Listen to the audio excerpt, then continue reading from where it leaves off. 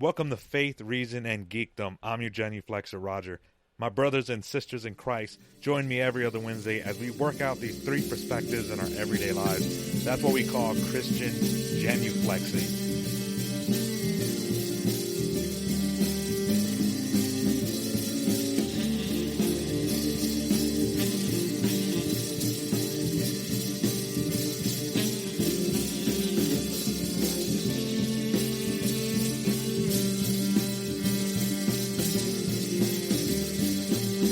Brother how's it, Brandon? That's like giving you was that French or English? Father Brandon Berg.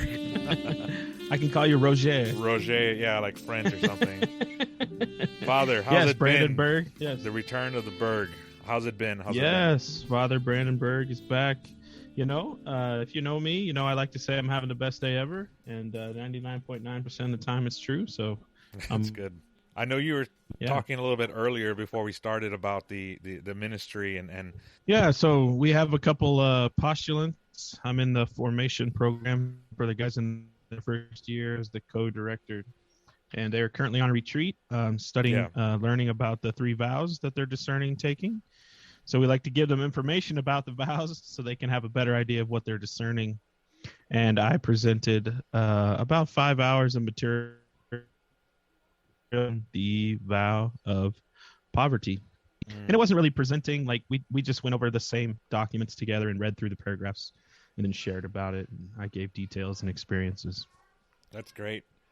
Father Brandenburg, got you here to talk about, I know we've been talking about this for a while, about watching Eternals, the Marvel movie, and then Dune, the sci-fi epic movie. And so we're going to talk about Dune. So today, this is the movie that came out. This is from one of my favorite directors, Denis Villeneuve. Arrival or Sicario or Blade Runner, was it 2034?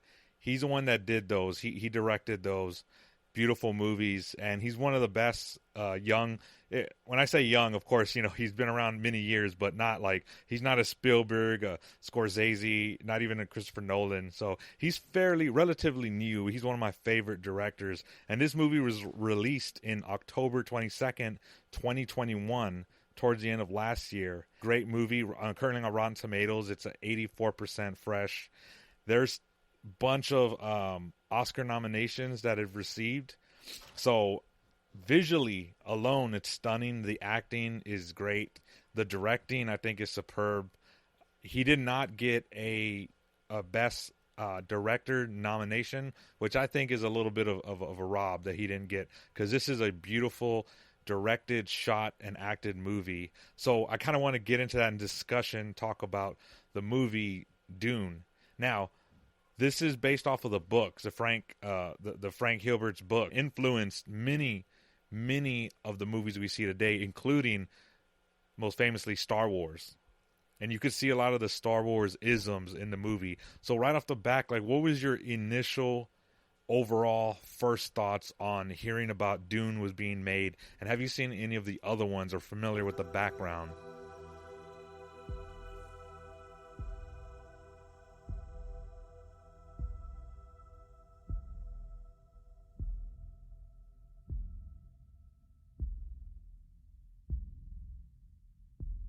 My planet Arrakis is so beautiful when the sun is low. Rolling over the sands, you can see spice in the air.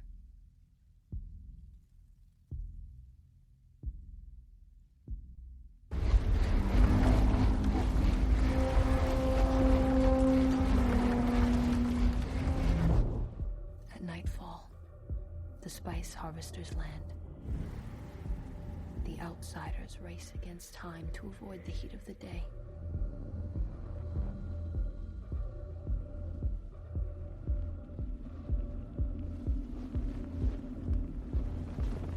They ravage our lands in front of our eyes. Their cruelty to my people is all I've known. Let's see. I heard it was coming out. I honestly didn't know too much about it. I haven't read the books or seen the other movies, so I was like a puppy coming in So you unaware didn't see on a the brand new day. the David Lynch one, I think it came out in the 80s. Oh, I'm surprised. I'm surprised that because Mm-mm. that was a pretty, not a huge movie, but a lot of people talked about that. So you weren't familiar with the source material or anything then, right? Nothing. Okay. Only the name. Only the name Dune. Well, this has great, like I said, the cast. Timothy Chalamet plays Paul Atreides. You have Rebecca Ferguson playing Lady Jessica, Zendaya playing one of the Furmen, and Oscar Isaac, Leto Atreides, Jason Momoa, Duncan Idaho, and Skarsgård is playing one of the Harkonnens, the Baron, and Dave Bautista coming in there too is playing one of the Harkonnens. So, real quick backstory. Dune is the story of this is supposedly like 20,000 or so years in the future, and they have light travel, and in order to do that, one of the best sources or the greatest Commodity. there you go, the greatest source spice. is spice. It's, think of it, I guess you can make an allegory or a metaphor to the oil. That's oil for us in that respect, and it helps them travel to do commerce, to travel farther. And there's a bunch of weird, there's some little creatures and stuff. Or I think supposedly they were like humans that deformed, and so they're like kind of like evolving. So they need this spice. And then there's also what we'll get into later on, a little order of women, and so the spice is very powerful. It helps give them the energy or the forces that they need, and so it's a very hot commodity. And Arrakis, also known as Dune, is the planet that has it. So this is where they mine it. This is where they gather it. So it's a very hot commodity, and they have this like almost like the empire, I guess you can say, like this huge federation of these houses. And the emperor is the one that lords over them, and you have the Harkonnens who are like brutal, stuff like that, like a big empire, or even like Star Wars. And then you have House Atreides, which is more like the noble side, the good guys, as you will. So that's kind of like the little bit of backstory that what happens with this. So when it comes to the movie, overall I really loved it. I really liked it. The cinematography was excellent, like I alluded to earlier. The cast is amazing. What did you think when you saw the movie? What were your initial reactions once it was done, just overall? Then later we'll break down some of the certain scenes, but just overall, what was your initial thoughts and reactions? I found myself like riveted, if you will, like glued. Like the first kind of maybe 40 minutes, I was like, okay. But then like that last like 2 hours, I was just like, my eyes were big and I'm just like glued to the thing, like, oh, who's it? What's gonna happen?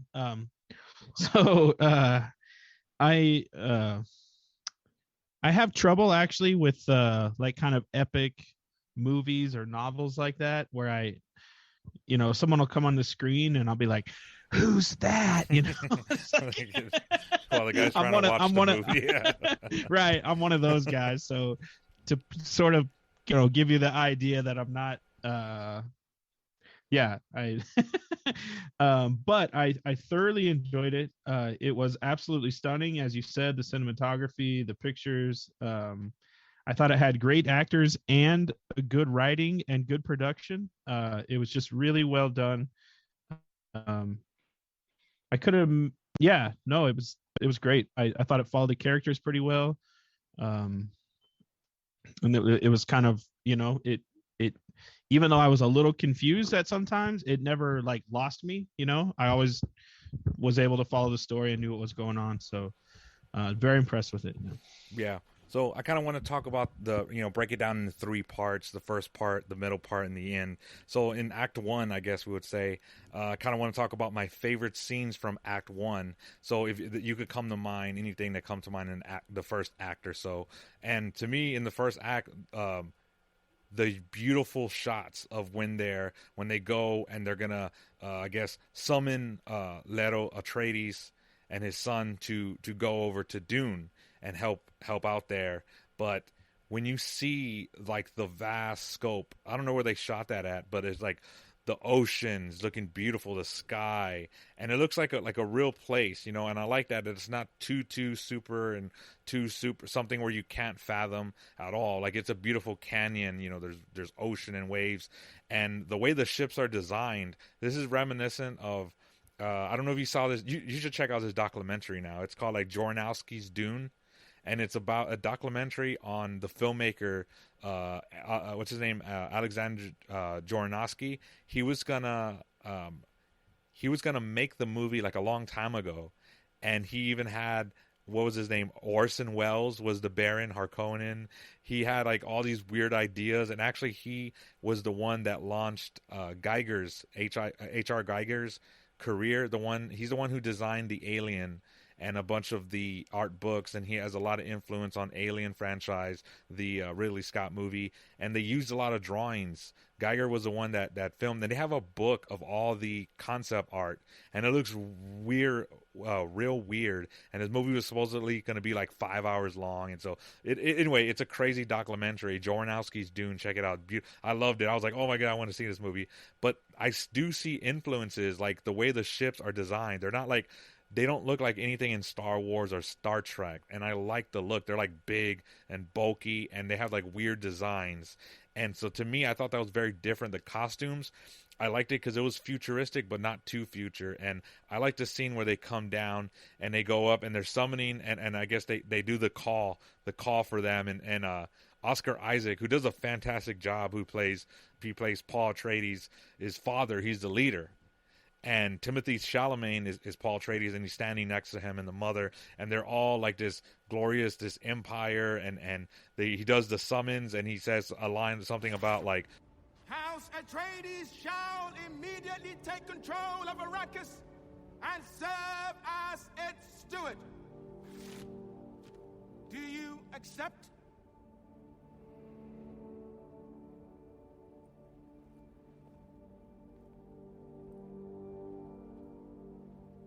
We are House Atreides. There is no call we do not answer. There is no faith that we betray. The Emperor asks us to bring peace to Arrakis. House Atreides accepts!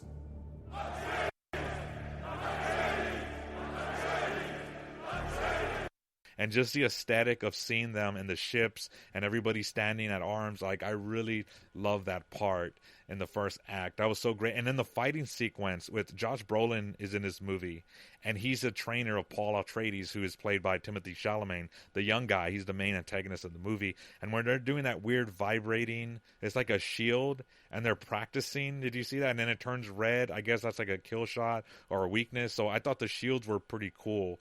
And the way they fought was really awesome. And in the scene where they finally land on Arrakis, and then the pipe bags, like the way they're, I was like, this kind of weird. I was like, oh, cool, that's kind of cool. It's like, because again, it's in the futuristic, but not too, because the way the clothes that they wear, it's not all weird. Like, it's not that crazy. Like when you see them first getting, they have this huge honor, and the bagpipes are playing, and they arrive on Arrakis, and those are some of my. And then of course, just the ships opening and the way Arrakis looked was so beautiful. Those are some of my favorite scenes. Is there anything that stands out to you in the first act of the movie? Some scenes that you want to talk about? It took me a while to kind of clue into this, like about the different houses.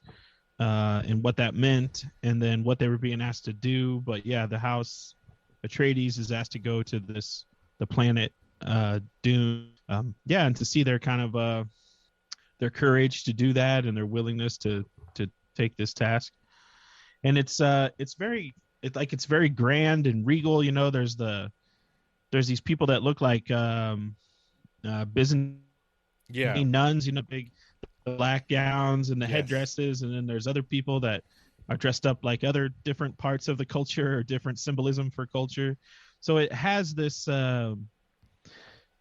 this kind of like quasi, you know, there's people that have the capes, you know, almost like a bishop, yes, or a priest with a cope on or something. There's kind of all these different segments of their society, and when they all line up together, and the ships are unique.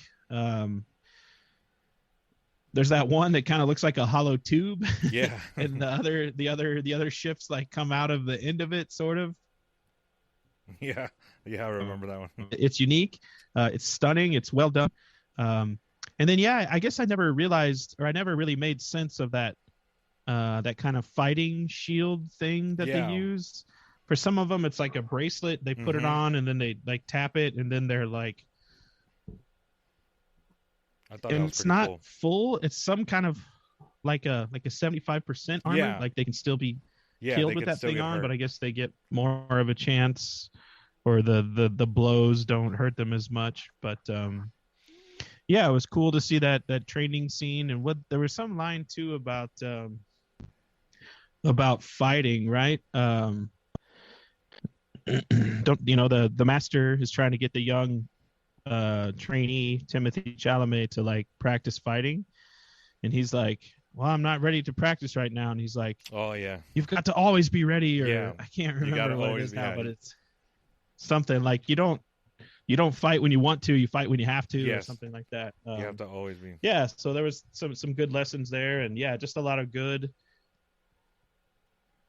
cinematography, good acting, it's a good script, and that's what I remember from that. What did first you act. think about that act when the Bene Gesserit, that's what they're called, and what they are is like an ancient school of nothing but females, and they come from like a mental and physical training, and they have like a lot of like monk influences or the Jedi from the Star Wars. You can see them as that.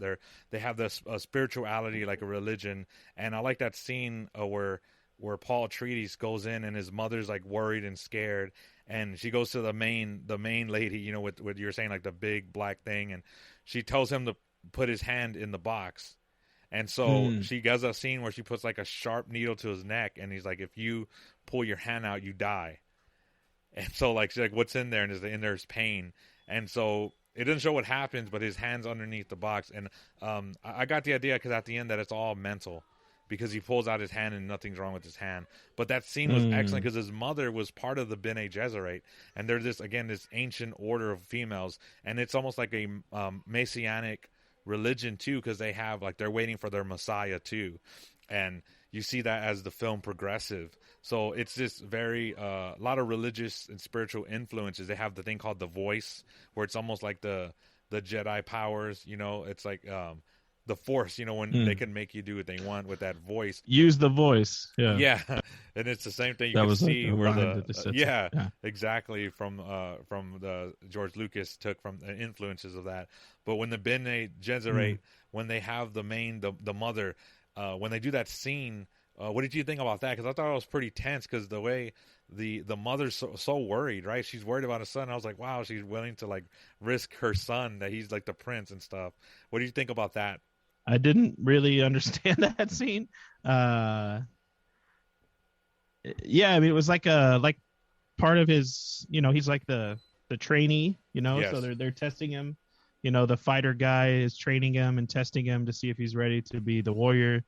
And then here comes this they're like this Bene Gesserit. They're kind of like this combination of like nuns and politicians, where it seems like they're pulling the strings for the whole universe, but it's all behind the pictures of using the voice. Like they can say it in the weird voice and then people do it. So they're kind of, seeing if this kid is ready to assume the position. And he comes through pretty strong. It's tense. He gets all sweaty. Yes. And his hand is like shaking inside the box, and she's got the weird needle next to his neck. To me, it just seemed like part of the testing of his readiness, and I didn't fully understand it, but he got his hand out and he didn't die, and he made it to the planet. So I guess he passed, right? Yeah. And they call it the Bene Gesserit litany, and it goes like the line that they're saying, because the mother's saying it. I like it. I have it here. It says, "I must not fear. Fear is the mind killer. Fear is the little death that brings total obliteration. I will face my fear. I will permit it to pass over me and through me. And when it has gone past, I will turn the inner eye to see its path. Where the fear has gone, there will be nothing. Only I will remain."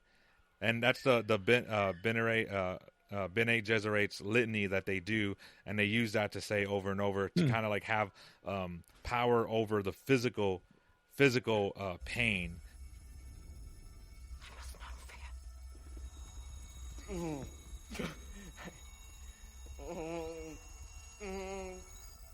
the mind killer. Fear is the little death that brings obliteration. And I'll face my fear, not permit it to pass over me and through me.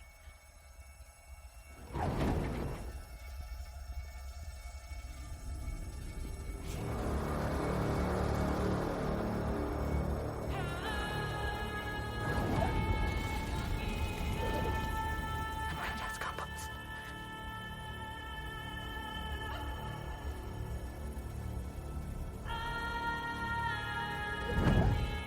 no time the appliance its mouth.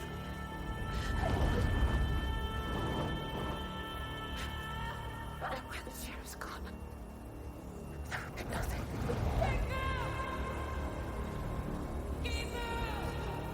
Only I will remain. Enough. So the Reverend Mother, played by Charlotte Ramping, she's the one that tests him. So you see that this litany that they do, it's like a reinforcement, almost like a prayer, you can say, because it's called a litany. So we have many, like the litany of humility, the litany of trust. There's so many different litanies. Sure. I love doing those. I try to do those every day. The litany of patience, or the humility, or the trust. And I try to do those every day because I really love those. And we have many more. The litany with the Sacred Heart of Jesus Christ. Sure. Yeah, so many different a litany of litanies, I guess. It's like almost like a litanyception. Like there's a litany for a litany, and then another litany of litanies, like Inception, the movie, except prayer. So Whoa. I love those. So like that the Bene Gesserit litany.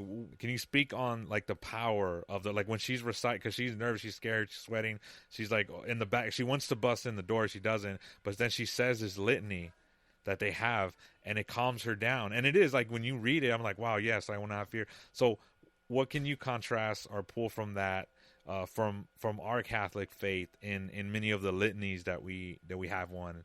And you could just pick anyone, or one, your favorite, or one that you think is powerful like that.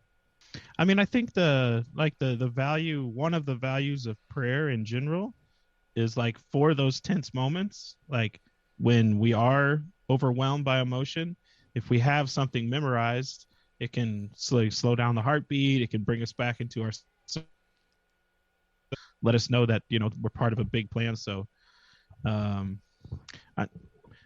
favorite litany is the Litany of Loretto. I like it at the end of the Rosary. And for me, it becomes something very intimate, where I sort of call upon my mother, the Blessed Lady, with kind of all these like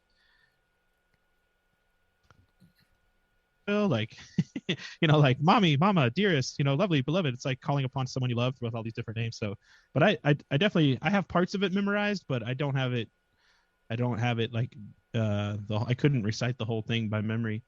But for me, it's like, when you're in that tense place and where you feel powerless, so the mother is like, oh, my son's in there, I'm overwhelmed with emotion, I don't know what's going to happen, and you turn to something that you have memorized that's prayerful, that calms you down, that lets you see that a bigger picture is in play. I think, those are my comments on that. That's great. That's wonderful. Yeah, it does. Like if I'm feeling flustered or something, I start doing the litany and over, and I'm saying it in my head, and I'm reading it or praying it. Or a Hallow app has an app, so they'll say it, so you can put it on in your earphones, and you just repeat it, and it does. It just reaffirming our faith in Jesus Christ, and something bigger than us, to kind of focus ourselves outside of ourselves and think of the big picture. So yeah, I love that. It's great. One of the last scenes that I liked in the first act was the first introduction of the worm.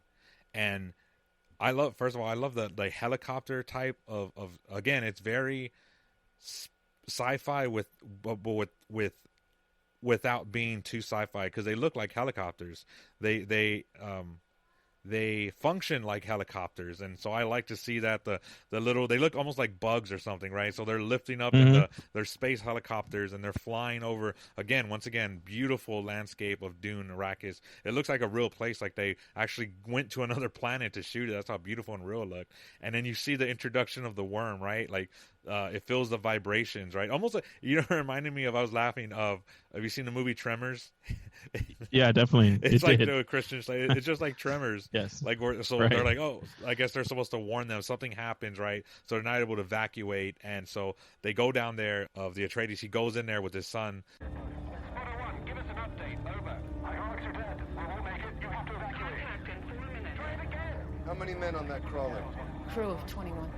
Our ships can take 6 each. And still 3 short. We'll find a way. Paul Atreides, and they try to rescue the people that are stranded, and you see the sandworm coming, right? And it's like going fast, and it's getting closer and closer. They finally help everyone escape, and then he starts having visions. So Paul Atreides, played by Timothy Chalamet, he's the young one. He starts having these visions. Even before then, you know something's different about him.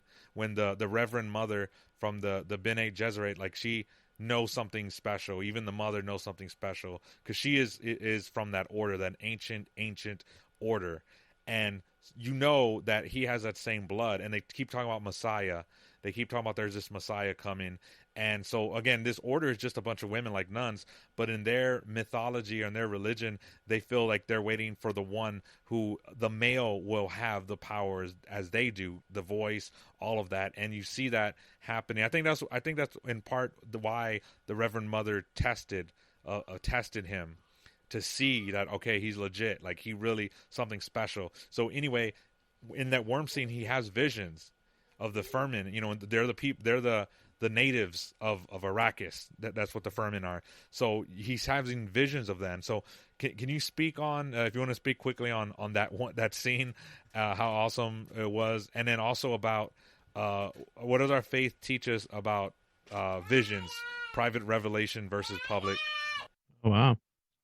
Yeah, I mean, that's the few times that the movie is kind of annoying. It's like annoying when the Timothy Chalamet character is like doing the wrong thing at the wrong time, and it's like, don't walk towards the thing now, the giant worm is coming. So, yeah. But of course, he's saved, and it makes it all dramatic. But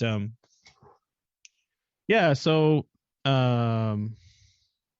yeah, there's definitely something going on with him. They show those flashbacks and the scenes and the visions pretty early on, so something special's happening with him. Yeah, and so the people of Atreides, right, these Furman, they're the ones who have this belief that a Messiah is coming, right? Or it's the they both have, the Furman have that belief, and then the Bene Gesserit, the order, they also have that belief. So there's like some mixture, and I can't remember what they call them, but the Furman call them by another name. It's a real like Arabic sounding name. Yeah, it's like a 2-word, the Al-Shurin something. It's something like that. So they call it that. Basically, the same, some type of prophecy. Yeah, they believe in a prophecy. Right. Someone has been prophesied. Yes. And that someone will come eventually, right? Mm-hmm. Yes. And so all the tension is like, is it this kid? Is it is it Timothy Chalamet? Is it Paul Atreides? So yeah, and it doesn't seem like anyone's sure. He's kind of like stumbling along, filling the role yet. Yeah. And he has these dreams. He doesn't know what they mean, and nobody else is really sure. So yeah, I mean, I guess you asked also about the private revelation, so versus he public has, revelation. Yes, because he has visions, and so I was like, well, what if somebody has vision? Maybe they don't know if it's a dream, if it's a vision. Okay. So what can we? What does our faith teach us about visions in general, or like private versus public? Okay. Yeah. Like, let's say if somebody was thinking they were Paul Atreides, and like, I had this prophecy, and like, how do we believe them? Like, what if somebody just came out, or a priest or a layman was just like, I've been having these visions, and the Lord's trying to tell me something. How should we go about, like, how should we navigate that, I guess? Yeah. So yeah, I mean, I guess just in a few sentences, my general understanding of that is like, the main thing about a private revelation is it should never contradict public revelation, right?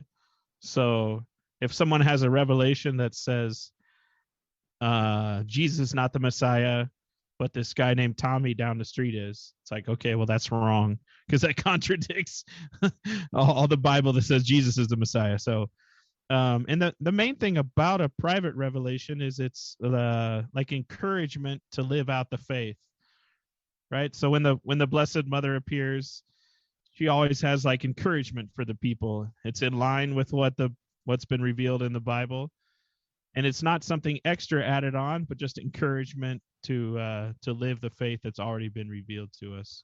I guess personally, just like don't seek private revelation. Seek to be faithful to what's already been revealed. Seek to get rid of sin in your life. Seek to be as loving, as charitable as you can. Don't give in to those who the Lord has determined by his own grace and his own will. So that makes sense. The second act of the movie. Okay. My favorite scene is, I think everyone's favorite scene is the actual actually before that you see the Harkonnens, and you see the Baron Harkonnen. He's this big, played by Skarsgård.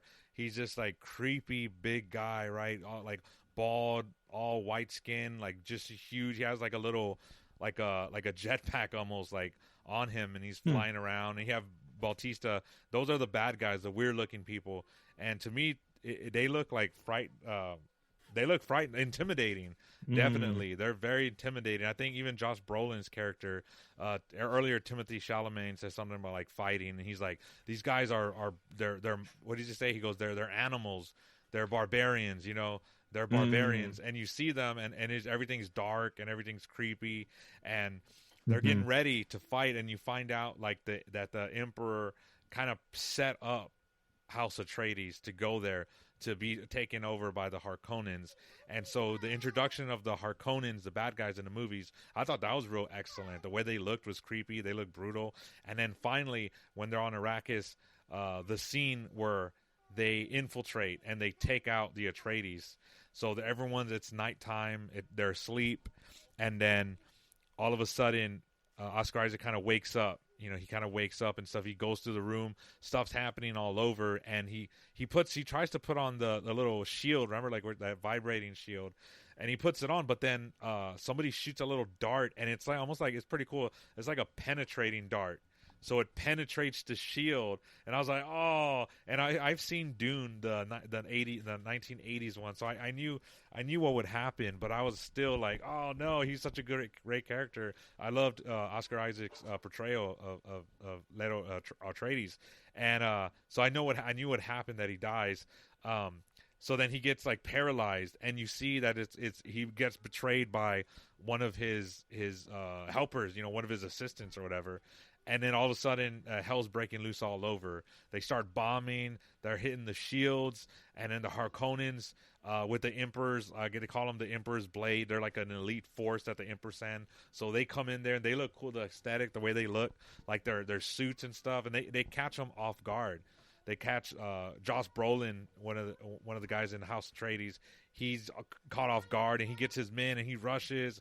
So they start fighting. You have this big battle scene. So what can you tell us about that scene? That was to me, that's like might have been the best scene in the whole movie. That those whatever minutes it was sequence. Yeah. So that starts off too with the oh man, it just slipped out of my head. There's like that. I don't, not to overgeneralize too much, but there's like an Asian doctor. Yeah, that's right. He's like the their doctor, physician, right? Then you figure out pretty quick that this doctor has like betrayed them. Yeah, like from the inside. Yes. It's like, oh man, Yes. Oh. That part was kind of disappointing. But then he's sort of like he like set up the whole betrayal, but then he like saved the one guy a little bit, right? Yeah. He saved the dad, the father figure a little bit. He puts like some type of almost like a cyanide capsule, kind of like in his tooth, right? And it's supposed to like he bites down on it, and it's to help him later on. Supposed to release a gas and kill. I'm sorry, my lord.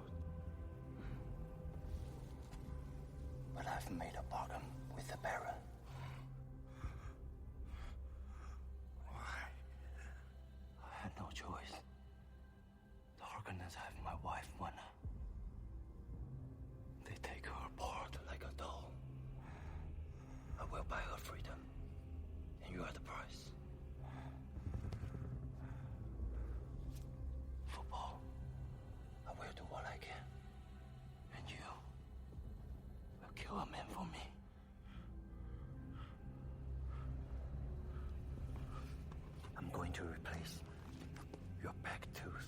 If you bite down hard, this tooth will crash. Breathe out, and you will fill the air with poison. Yeah, so it was like he betrayed both sides. I'm like, well, that's just I don't know, kind of strange. Yeah, so that's actually where I started getting a little bit lost. I was like, wait, like who's coming to take this thing over? Like I thought these guys just got there.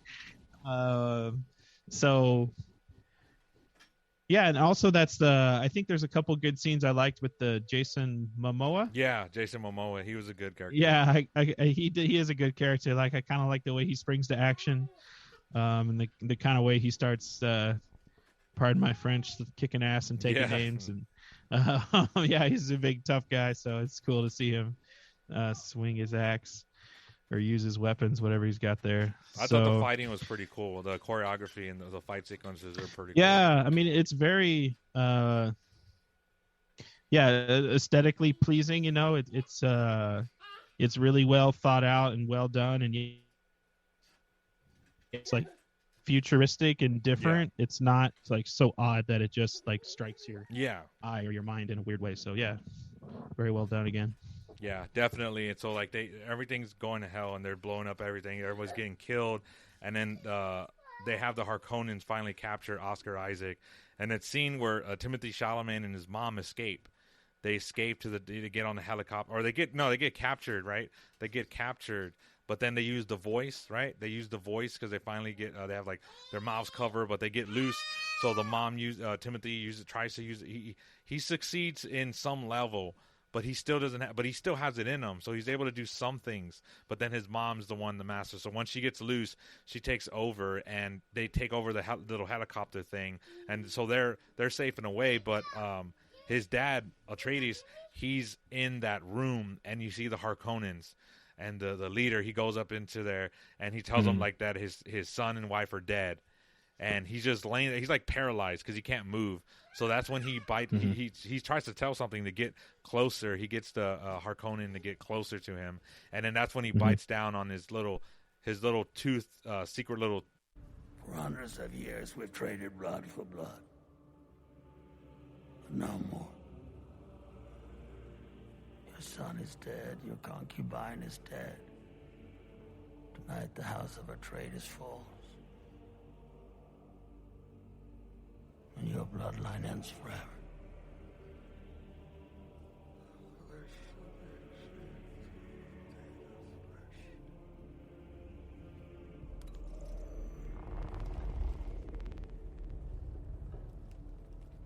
What did you say?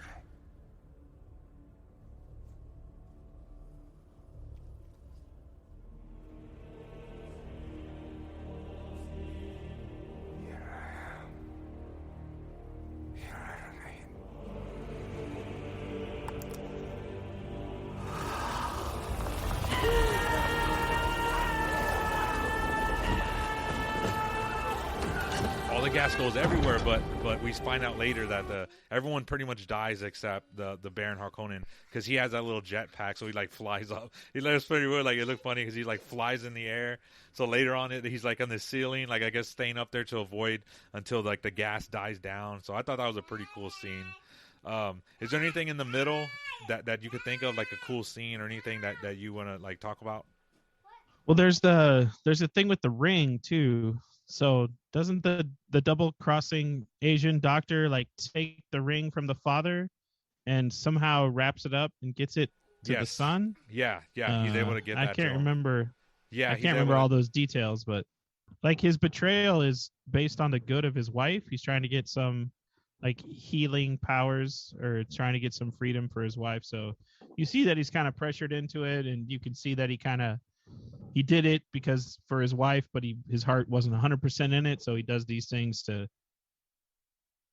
help out the Atreides family along the way. So yeah, I thought that part of, there's a lot of symbolism and power in the ring, having that ring that you can stamp those documents with and having the ring passed on from the father to the son. So it was nice to see that carry on. And I like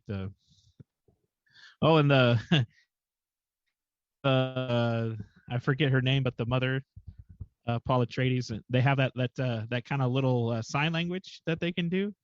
So like even though their hands are like tied up behind their backs, they're able to like sign language with each other a little bit. So yeah, it's just there's a lot of neat little stuff there. Right before that too, you kind of going into the last half of the movie. During the middle too, they kind of set up the native people from Arrakis. You have one of the characters played by Javier Bardem. I didn't know that was him at first. I had to look it up. I was like, oh, okay, it's him. He comes out most famously in a No Country for Old Men. He comes out in not Spectre, but the James Bond movie. The one, was it Spectre? Or the one before Spectre? I can't remember. It's a good actor. He comes out in Mother.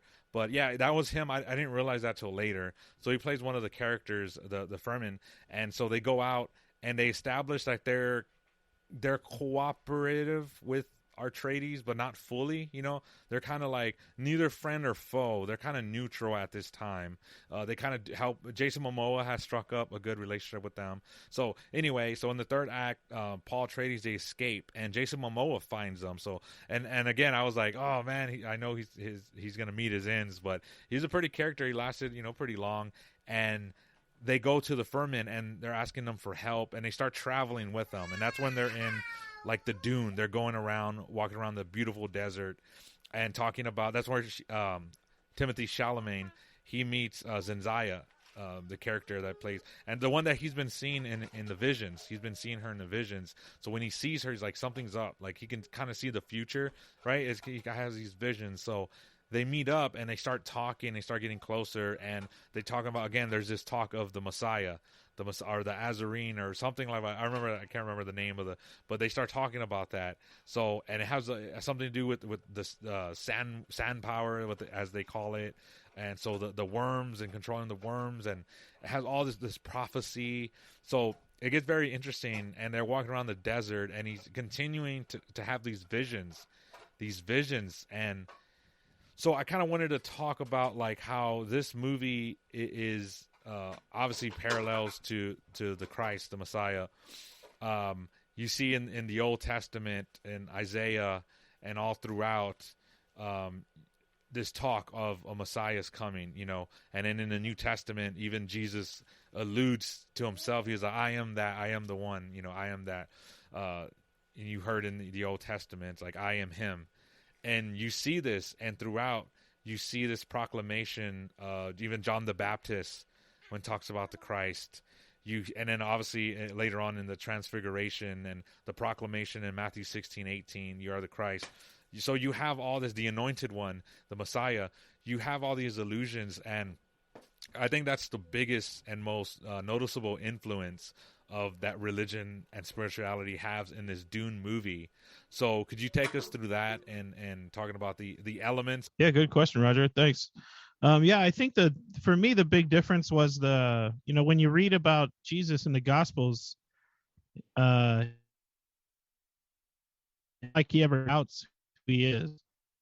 He more about it and experiencing it, but like he knows, right? And this, Paul Atreides is like, okay, something's going on, but I don't really know what it is. So I think that's the big difference. I'll tell you what I tapped into most in the movie was the people. I thought they really highlighted that well. About the expectation of the Furman, like all the people that live on the planet.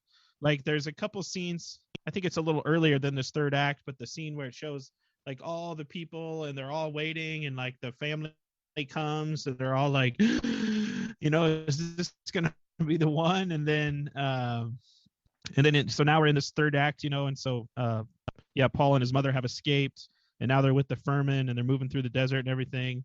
And it's like the Furman aren't sure, like, is he the one? Well, let's put him to the test. And he's like, am I the one? Am I going to survive the test? So I think that whole, like, the expectation and the desire and the wondering, like, of the people, like, is this the one? I thought that was really a neat experience to kind of tap into. It'd be good for Advent. I'd like to rewatch it in Advent. And then, but I think the main difference was that this kid doesn't know. And then when I read Jesus, it's like, it seems pretty clear that there's a story about Jesus when he's a little kid, when he's a little kid and he brings like a bird to life, and then there's one where he like there's like a little kid and he like throws a rock at the kid and then but brings him back to life. I don't. Do you know that guy? I can't remember what it's called, but I think they even made a movie off of it called Young Messiah. I have not seen it. I want to see it just out of curiosity, but it's one of the Gnostic Gospels that they got that from, and it's about Jesus when he's like a little kid. I don't remember what gospel. It's a Gnostic gospel. Yeah, I want to say Thomas. Yes, there you go. Yeah, we said it at the same time. Yeah, we had that Dune telepathic power. Yeah, Thomas. Oh, the Gospel of Thomas. Yeah. So I think that's interesting because, yeah, in our faith, it teaches us. Because I remember I had that question is like, wait, did God know he was God? You know, and I've heard like debates and stuff like that. It's like, wait, I wonder if he was. Did he know who he was? So that's interesting that, yeah, he knew Jesus knew who he was. He knew. And that's the difference, you know, with Paul Atreides doesn't know. He's like, he don't even believe. He's like, what is this? So I like that point you made. And then the second one, the point was about the Furman awaiting. And that brings to mind the Israelites, like how they're waiting and they're waiting for this Messiah. You know, they have Moses and they have Joshua and then the judges, you know, they have all these different judges coming in here trying to like straighten out. And then the prophets coming in to kind of like, remember what God said, stop turning your back on, you know, and then you have like in what is it, in Hosea, and God's constantly chasing after the people of Israel, but they're constantly turning away and getting balls, their own masters, and worshiping other gods and false gods. And you see what happens in the Old Testament over and over and over. You see it in when eventually, the Assyrians decimate the northern tribes in Babylon, all these captivities, and you know the northern tribes, the 10 tribes in the north are obliterated, lost to history, and only Benjamin, the tribe of Benjamin and Judah survive.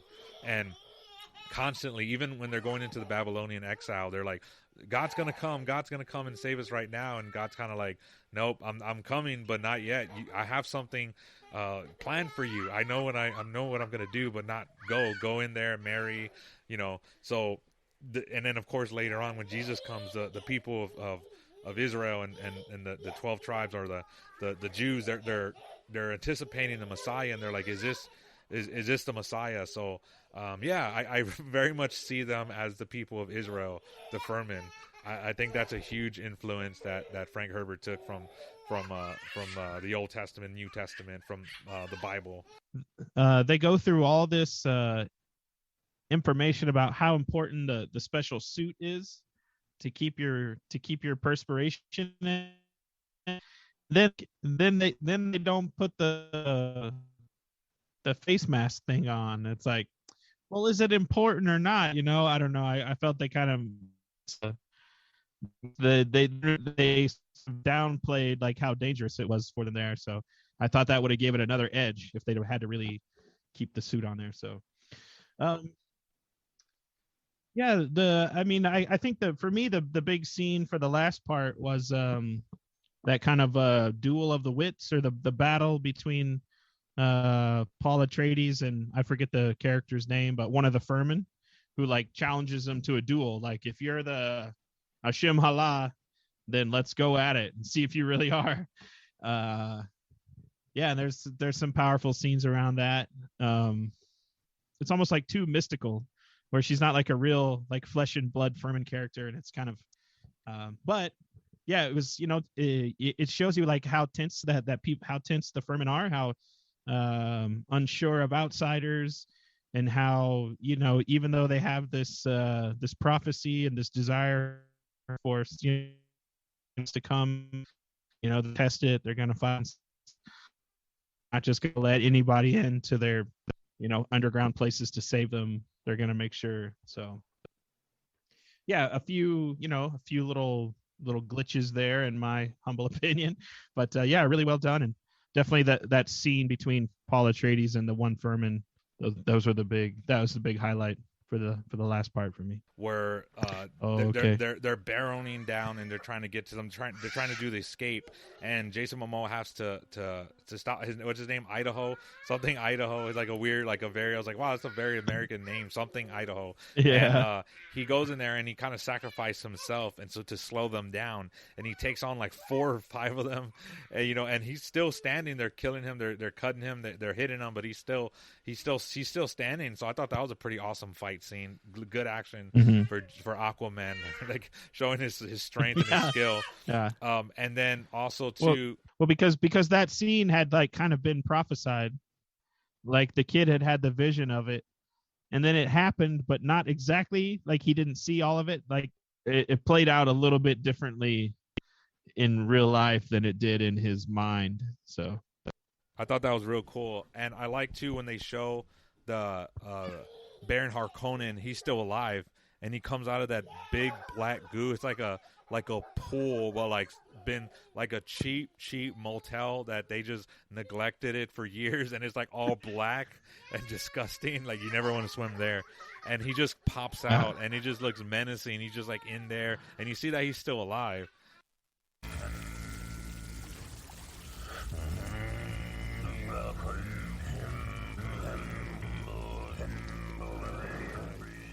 Os pagats, das arca de consultar a tredes tudapi, staden da nas. Atreides legions are the finest in the Imperium, trained by Gurney Halleck in Duncan, Idaho. And then the score too. The score was beautiful. Like it was Hans Zimmer, the one who did the Dark Knight trilogy. He did many other movies. He's the one that did Man of Steel. So his score was beautiful. The music for the movie was beautiful. Hans Zimmer throughout, beautiful score. Desert power. This is only the beginning.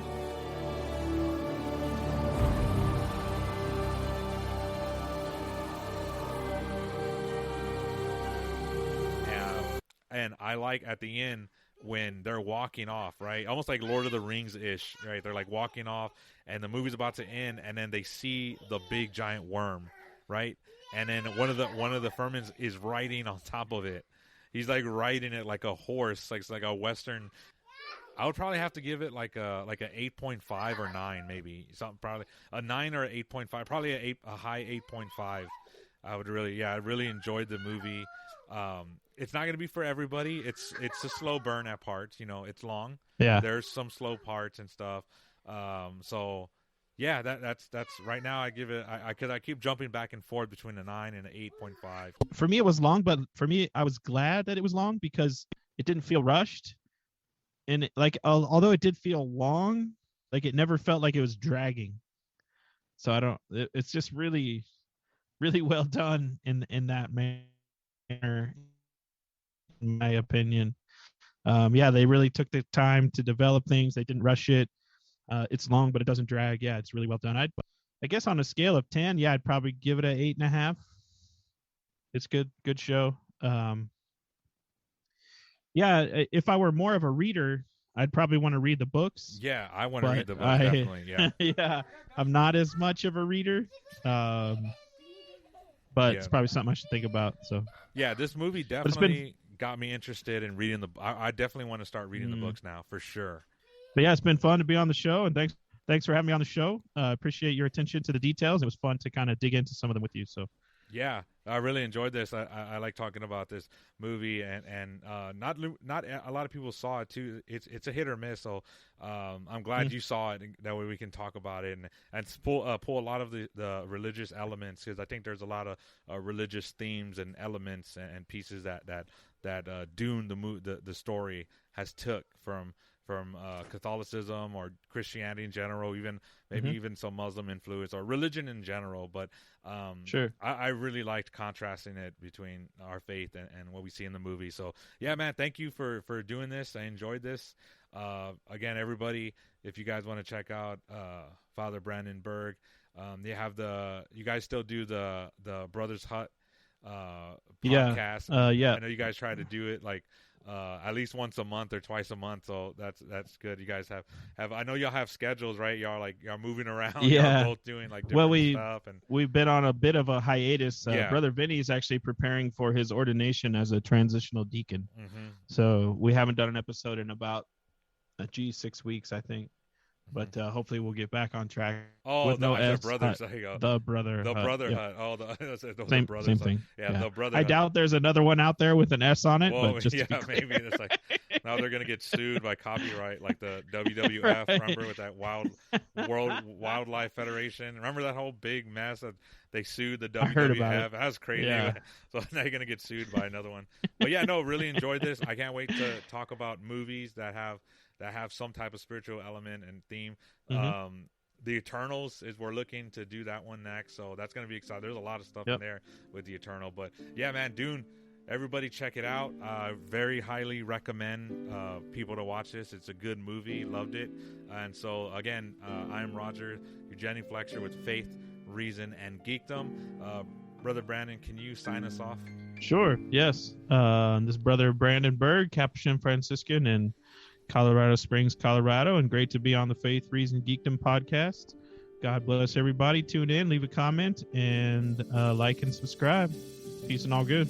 All right. Thank you. Godspeed.